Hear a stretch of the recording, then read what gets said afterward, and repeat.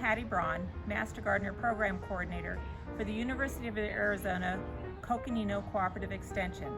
We get a lot of calls here at the Extension office on how to water a vegetable garden, and we also get calls this time of year before the monsoons have started about how their garden isn't thriving.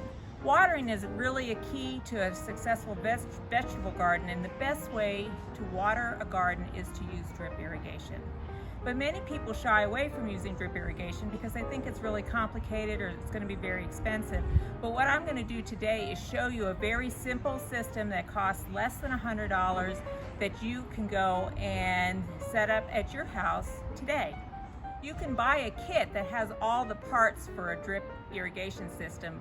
The first thing that you're going to need is a timer.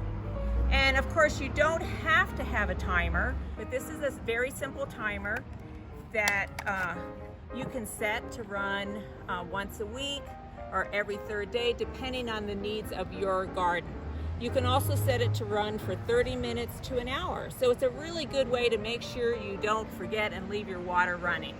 This part of the timer hooks right into your outside hose bib, and that's what makes it such an easy timer to use. It runs off a battery, so you don't have to do any wiring to connect it to your house or apartment's electrical system. From the timer, we go into a filter, and if you're not on city water, a filter is very important to collect any larger particles that can clog up your drip irrigation system. With city water, it's not as important, but it's still a good idea to have that filter that can filter out those larger particles. You can drain the filter with this knob right here just by opening it, and it will drain the water out. From the filter, you want to put on a pressure regulator. Flagstaff city water has a fairly high pressure some times of the year, but for a drip irrigation system, you want to keep that pressure in the line down to 30 pounds per square inch, and that's what this small pressure regulator does.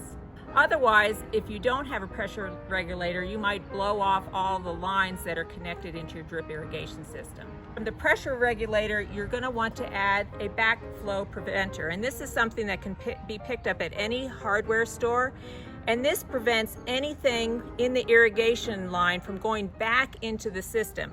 In our case, here at the Extension office, it would go back into our building, and if you were using a pesticide or an herbicide, maybe there's a potential for that product to be brought back into the system, and that's something we want to avoid. This little piece of plastic only costs about $8 to $9, and it's a great addition to your system to protect our water supply. From our backflow preventer, we can either hook this system up to our hose, and our hose will screw right into our system. And then you can run the hose out to your garden. Instead of hooking up this system to a hose, you can also hook it up to 1/2-inch polyline, which is what is used for drip irrigation system. This is just a little attachment that we screw into our system because this is the size for a regular hose bib.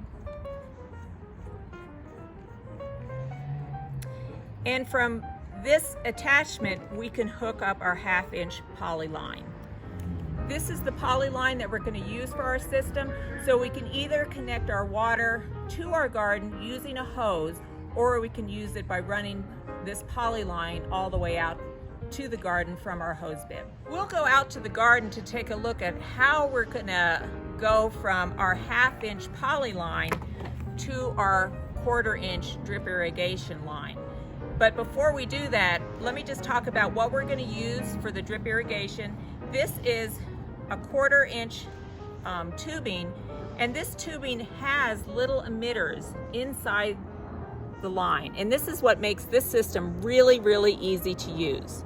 The water's just going to drip out of these little emitters, and for the most part, they don't clog up very easily, so that's why it's really easy to use. These emitters can be 6 to 10 to 12 inches apart in your line, and you can purchase the right kind of line depending on how densely you've planted your garden. To attach your 1/4-inch drip line to your 1/2-inch main line, you're going to need to use this little connector. This connector will fit into the end of your 1/4-inch line, and then you're going to attach it to your 1/2-inch line. And to do that, you need to punch a hole in this line and you'll need a hole punch. This just fits on the 1/2-inch line. Punch a hole in it, and then you can attach your 1/4-inch line to your 1/2-inch main line. If you make a mistake, you can use something called a goof plug. This is an example of a goof plug, and you'll just put it into the hole where you've made a mistake, and this will plug your hole up, so you won't be wasting any water. Now let's go out to our garden, and we'll show you how we run our drip line out to our garden bed. We're at the bus stop garden here at the County Extension Office, and you can see we have 3 raised beds that were made out of ponderosa pine logs that came from a forest thinning project. So we wanted to get an irrigation system into these beds, and we used our drip irrigation on our hose bib and ran that 1/2-inch poly line out to the garden. And if you look down here, you can see where we have an elbow that's connecting to the poly line. Now that we have our water to those raised beds, how are we going to connect our 1/4-inch drip line to our 1/2-inch main line? One of the ways to do that is to have connectors that bring the water up to each bed. In this case, we used a T connection. This is one type of T connection. And then we also added this on-off valve so we can turn the water on or off to this particular bed depending on whether we're growing something in it or not.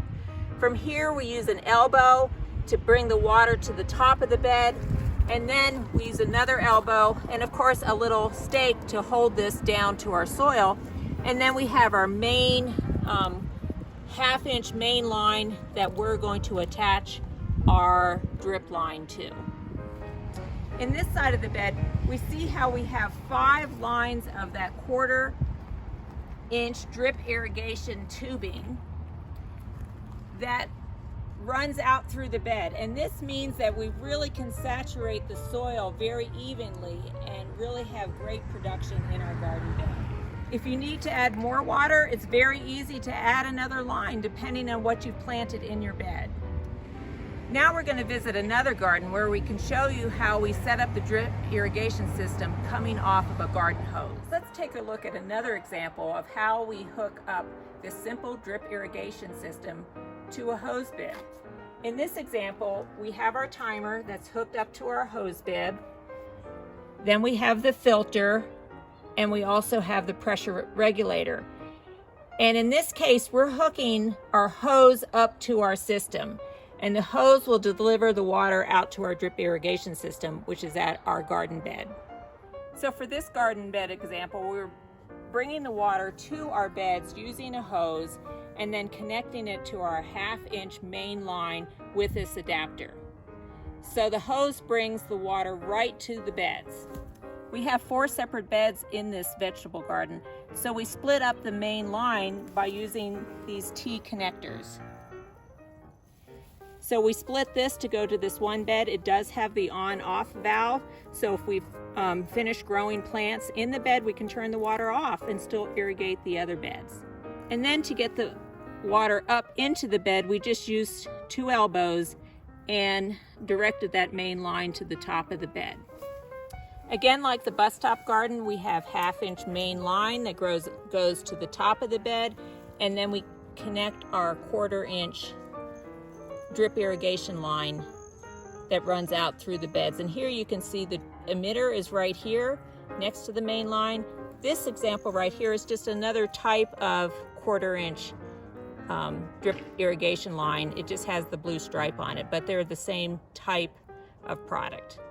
I hope this bit of information has helped you learn how easy it is to put in a drip irrigation so that you can have a beautiful, successful garden.